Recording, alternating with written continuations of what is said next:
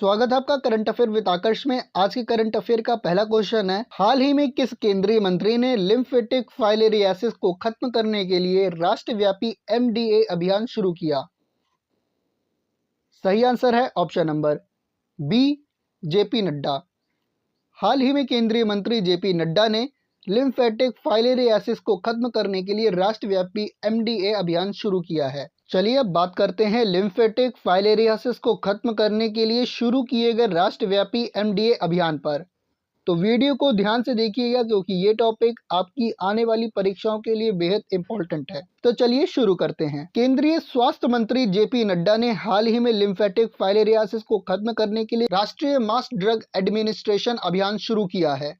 ये अभियान 13 राज्यों के 111 जिलों में चलाया जाएगा, जिसमें 17.5 करोड़ से अधिक लोगों को मुफ्त दवाइयां दी जाएंगी। फाइलेरिया से बचाव के लिए घर घर जाकर लोगों को दवाइयां खिलाई जाएंगी ताकि यह बीमारी जड़ से खत्म हो सके, जो कि 2030 तक के सतत विकास लक्ष्य के पहले एक बड़ा कदम होगा। भारत का लक्ष्य है कि 2027 तक इस बीमारी को पूरी तरह से खत्म किया जाए। चलिए अब जानते हैं लिम्फेटिक फाइलेरियासिस है क्या। यह शरीर में लसिका तंत्र को प्रभावित करता है और हाथ पैरों में सूजन और हाइड्रोसील जैसी समस्याएं पैदा होती हैं। ये रोग क्यूलेक्स मच्छर के द्वारा फैलता है। यह एक परजीवी रोग है जो मच्छर के काटने से फैलता है। भारत में 1955 में राष्ट्रीय फाइलेरिया नियंत्रण कार्यक्रम शुरू किया गया था। बाद में राष्ट्रीय वेक्टर जनित रोग नियंत्रण कार्यक्रम के तहत इसे शामिल किया गया था। इसके रोकथाम के कुछ तरीके हैं, जैसे नियमित दवा लेना एमडीए के कार्यक्रम के तहत, मच्छरों से बचाव जैसे मच्छरदानी या कीटनाशक का प्रयोग करके, और सबसे बड़ी चीज जागरूकता अभियान। अब चलते हैं अगले क्वेश्चन पर।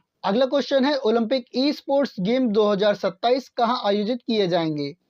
इस क्वेश्चन का सही आंसर है option number A, Riyadh. Olympic e sports games 2027 Riyadh में आयोजित किए जाएंगे। चलिए अब बात करते हैं ओलंपिक ई स्पोर्ट्स गेम्स 2027 के बारे में, जिसे लेकर हाल ही में एक बड़ी घोषणा हुई है। इंटरनेशनल ओलंपिक कमेटी ने घोषणा की है कि पहले ओलंपिक ई स्पोर्ट्स गेम्स 2027 का आयोजन सऊदी अरब के रियाद में होगा। ये आयोजन सऊदी अरब की राष्ट्रीय ओलंपिक समिति के सहयोग से होगा और इसका उद्देश्य ई स्पोर्ट्स को वैश्विक खेल समुदाय के करीब लाना है। इस फैसले के तहत आईओसी और सऊदी अरब के बीच 12 साल की साझेदारी हुई है, जिससे भविष्य में भी कई बड़े ई स्पोर्ट्स टूर्नामेंट आयोजित किए जा सकते हैं। ओलंपिक ई स्पोर्ट्स गेम का उद्देश्य युवा पीढ़ी को ओलंपिक मूवमेंट से जोड़ना है और ई स्पोर्ट्स के खेलों की मुख्यधारा में लाना है। 2021 में आईओसी ने ओलंपिक वर्चुअल सीरीज लॉन्च की थी, जो ई स्पोर्ट्स को बढ़ावा देने की दिशा में एक पहला कदम था। 2023 में ओलंपिक ई स्पोर्ट्स वीक का आयोजन किया गया था। ई स्पोर्ट्स होता क्या है, इसको जान लेते हैं। ई स्पोर्ट्स यानी इलेक्ट्रॉनिक स्पोर्ट्स, जिसमें वीडियो गेम्स के माध्यम से प्रतिस्पर्धात्मक टूर्नामेंट आयोजित किया जाता है। ये एक तेजी से बढ़ती हुई इंडस्ट्री सेक्टर है, जिसमें करोड़ों डॉलर की इनामी राशि होती। सऊदी अरब हाल ही में कुछ वर्षों से फुटबॉल हो गया, फार्मूला 1 हो गया, बॉक्सिंग और गोल्फ जैसे खेलों में भारी निवेश कर रहा है और अब इसने ई स्पोर्ट्स के क्षेत्र में भी बड़ा कदम उठा लिया है। आईओसी के बारे में जान लेते हैं। इसका मुख्यालय स्विट्जरलैंड में है और इसकी स्थापना 23 जून 1894 को हुई थी। तो चलते हैं अगले क्वेश्चन की ओर। अगला क्वेश्चन है, कौन सा देश आर्टिफिशियल इंटेलिजेंस एक्शन समिट 2025 की मेजबानी कर रहा है? सही आंसर है ऑप्शन नंबर सी, फ्रांस। हाल ही में फ्रांस आर्टिफिशियल इंटेलिजेंस यानी एआई एक्शन समिट 2025 की मेजबानी कर रहा है। इसका आयोजन 11 फरवरी 2025 को हुआ था पेरिस, फ्रांस में, जिसकी सह अध्यक्षता भारत ने की थी और अगली समिट भारत में आयोजित किया जाएगी। इसका प्रमुख उद्देश्य एआई टेक्नोलॉजी को सुरक्षित और नैतिक उपयोगी बनाना, वैश्विक स्तर पर सहयोग को बढ़ावा देना और एआई के सामाजिक और आर्थिक प्रभावों पर चर्चा करना। ये समिट भारत के लिए एक ऐतिहासिक मौका होगा क्योंकि इससे देश को एआई इनोवेशन और एथिकल डेवलपमेंट में ग्लोबल लीडर बनाने का अवसर मिलेगा। तो आर्टिफिशियल इंटेलिजेंस है क्या, इसको जान लेते हैं। सीधी भाषा में अगर कहें तो मशीनों का इंसानों की तरह सोचना, सीखना और निर्णय लेने में सक्षम बनाना ही आर्टिफिशियल इंटेलिजेंस। 1956 में डार्क माउथ सम्मेलन में जॉन मैकार्थी ने इसे आर्टिफिशियल इंटेलिजेंस नाम दिया था। एआई के कई प्रयोग हैं, जैसे स्वास्थ्य के क्षेत्र में, शिक्षा, कृषि, वित्त, परिवहन, सुरक्षा। अब तो शायद ही कोई ऐसा क्षेत्र बचा भी होगा जहां पर एआई का उपयोग ना किया जाए। एआई का विकास कई चरणों में हुआ है, जिसमें सबसे पहले 1950 में एआई को इंसानों की तरह सोचने का परीक्षण किया गया, जिसे ट्यूरिंग टेस्ट कहा गया। फिर 1997 में आईबीएम का एआई कंप्यूटर, जिसने चेस में चैंपियन गैरी कास्पारोव को हराया था, जिसे डीप ब्लू नाम दिया गया था। फिर 2020 में ओपन एआई द्वारा विकसित एडवांस लैंग्वेज मॉडल GPT-3 आया। फिर 2022 में ओपन एआई द्वारा एआई आधारित चैटबॉट चैट जीपीटी लॉन्च किया गया। एआई से कई चुनौतियां भी मिलती हैं, जैसे नैतिकता और गोपनीयता में, रोजगार संकट में, और सबसे बड़ी चीज एआई का बायस होना, यानी कि अगर चैट जीपीटी अमेरिकन है तो हमें हर मुद्दों पे कहीं अमेरिकी झलक देखने को मिलेगी। फिर अभी हाल ही में डीप सीक एआई जो चाइना के द्वारा विकसित किया गया था, जिसे कई देशों में बैन कर दिया गया था, जिससे भी हम ये उम्मीद लगा सकते हैं कि वो हर तथ्यों का एक चाइनीज वर्जन ही देगा, जिस वजह से ही इसको बैन भी किया गया। चलते हैं अगले क्वेश्चन पर। अगला क्वेश्चन है, अंगदान करें जीवन बचाएं पहल का आयोजन कौन कर रहा है? सही आंसर है option number B, ICC. ICC द्वारा अंगदान करें जीवन बचाएं पहल का आयोजन किया जा रहा है। हाल ही में आईसीसी और बीसीसीआई ने अंगदान करें जीवन बचाएं नामक एक महत्वपूर्ण पहल शुरू की है। इसका उद्देश्य अंगदान के प्रति जागरूकता फैलाना और लोगों को अंगदान के लिए प्रेरित करना है। ये पहल 12 फरवरी 2025 को भारत और इंग्लैंड के बीच तीसरे वनडे मैच के दौरान अहमदाबाद में नरेंद्र मोदी स्टेडियम में लॉन्च की गई। ये पहल 12 फरवरी 2025 को भारत और इंग्लैंड के बीच तीसरे वनडे मैच के दौरान अहमदाबाद के नरेंद्र मोदी स्टेडियम में लॉन्च की जाएगी। भारतीय क्रिकेट टीम के कई दिग्गज खिलाड़ी विराट कोहली, शुभमन गिल और अन्य खिलाड़ी इस अभियान से जुड़े हैं और लोगों को अंगदान के लिए प्रेरित कर रहे हैं। बीसीसीआई द्वारा जारी एक वीडियो में खिलाड़ियों ने अंगदान के महत्व पर जोर देते हुए जागरूकता संदेश दिए हैं। अंगदान क्या होता है? तो अंगदान वह प्रक्रिया है जिसमें व्यक्ति अपने अंगों को किसी जरूरतमंद मरीज को दान करता है, जिससे उसकी जान बचाई जा सकती है। अंगदान दो प्रकार का होता है, एक होता है जीवित दान और दूसरा होता है मरणोपरांत दान। जीवित दान में जैसे किडनी, लीवर के भाग को दान किया जाता है, और मरणोपरांत जैसे दिल, लीवर, किडनी, आंखें, लंग्स, इन्हें दान किया जाता है। भारत में हर साल 5 लाख से अधिक मरीजों को ऑर्गन ट्रांसप्लांट की जरूरत पड़ती है, लेकिन अंगदान की दर बहुत कम है।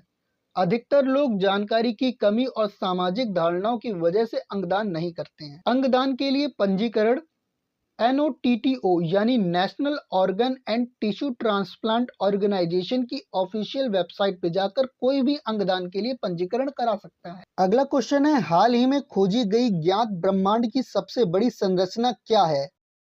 सही आंसर है ऑप्शन नंबर सी, क्वीपू। ज्ञात ब्रह्मांड की अब तक की सबसे बड़ी संरचना क्वीपू है। खगोलविदों ने हाल ही में अब तक की सबसे बड़ी विशाल संरचना की खोज की है, जिसका नाम क्वीपू दिया गया है। इसका नामकरण प्राचीन इक्का सभ्यता की गणना प्रणाली कीपू के आधार पर किया गया है, जिसमें रस्सी और गांठों का उपयोग करके जानकारी संग्रहित की जाती है। यह विशाल संरचना लगभग 1.3 बिलियन प्रकाश वर्ष तक फैली हुई है। यह हमारी आकाशगंगा की लंबाई का 13,000 गुना अधिक है, यानी यह हमारी आकाशगंगा समेत अनगिनत कई आकाशगंगाओं से भी कई गुना भारी है। कीपू एक लंबे फिलामेंट के रूप में है, जिसमें छोटे साइड फिलामेंट हैं, जो आकाशगंगा के समूह का एक जटिल नेटवर्क का निर्माण करते हैं। ये खोज ब्रह्मांड की संरचना, डार्क मैटर और उसके विकास को समझने के लिए एक महत्वपूर्ण कदम है। चलिए अब कुछ तथ्यों को जान लेते हैं जो आपकी परीक्षाओं के लिए बेहद उपयोगी हैं।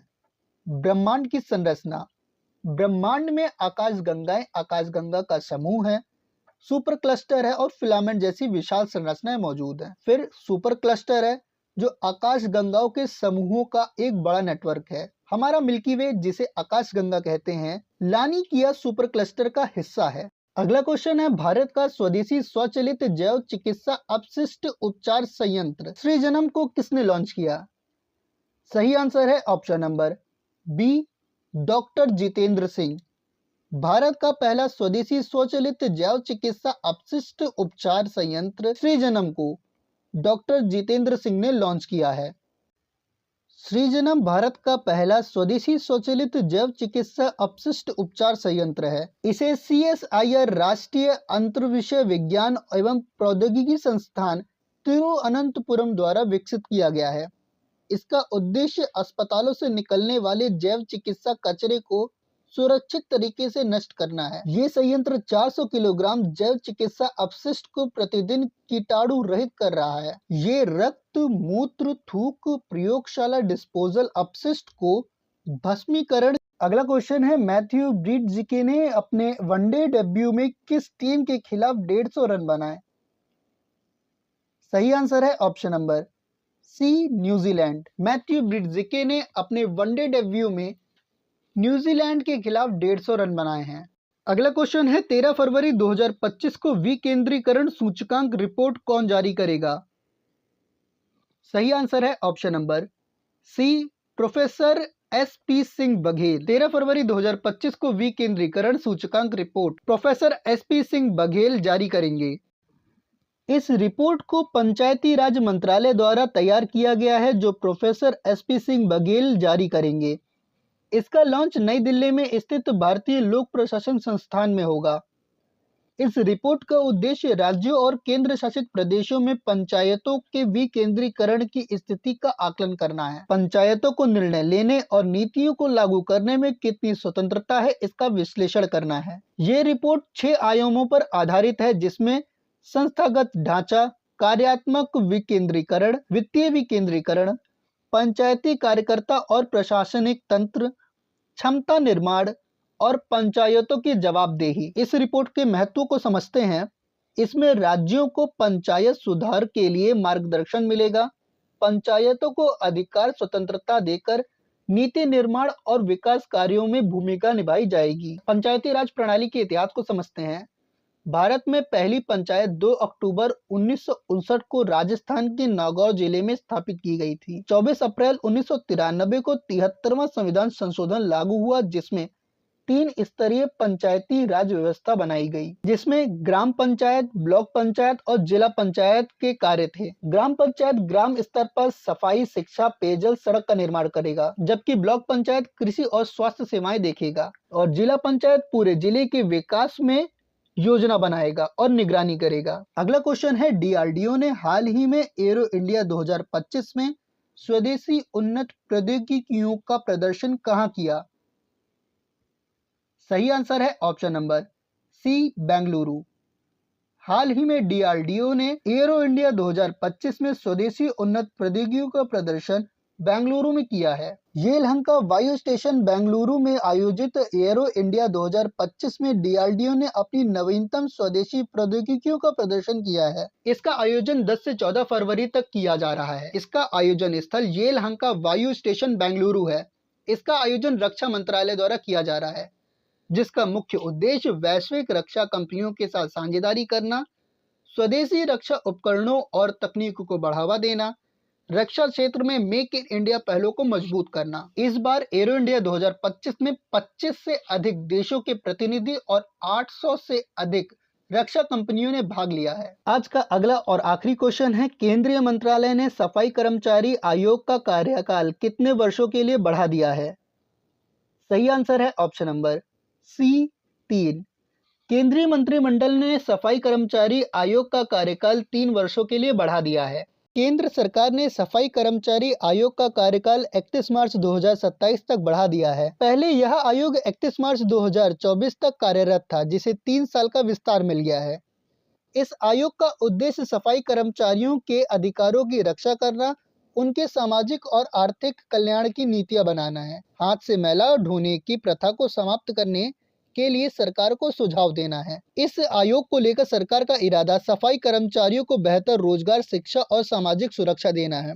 चलिए अब जानते हैं 12 फरवरी से जुड़े कुछ बेहद दिलचस्प और ऐतिहासिक घटनाक्रम के बारे में। 1502 में वास्को डी गामा भारत की दूसरी यात्रा के लिए अपने जहाज में लिस्बन से रवाना हुए। 1541 में वर्तमान चिली की राजधानी सेंटियागो की स्थापना पेड्रो दा वाल्दिविया ने की। 1809 में अमेरिका के 16वें राष्ट्रपति अब्राहम लिंकन का जन्म हुआ। 1824 में आर्य समाज के संस्थापक, समाज सुधारक महर्षि दयानंद सरस्वती का जन्म हुआ।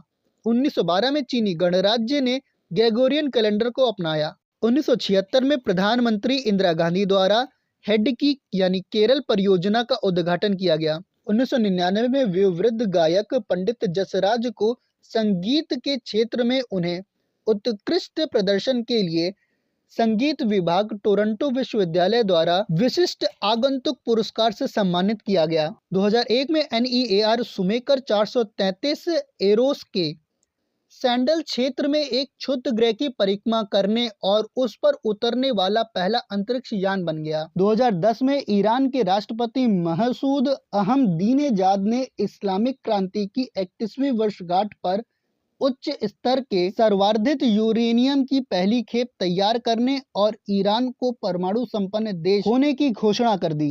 अगर आप लोगों को आज का करंट अफेयर और इतिहास की इन घटनाओं की जानकारी पसंद आई हो तो वीडियो को लाइक करें, शेयर करें और चैनल को सब्सक्राइब करें। मिलते हैं अगले वीडियो में, तब तक के लिए स्टे अपडेटेड डेली।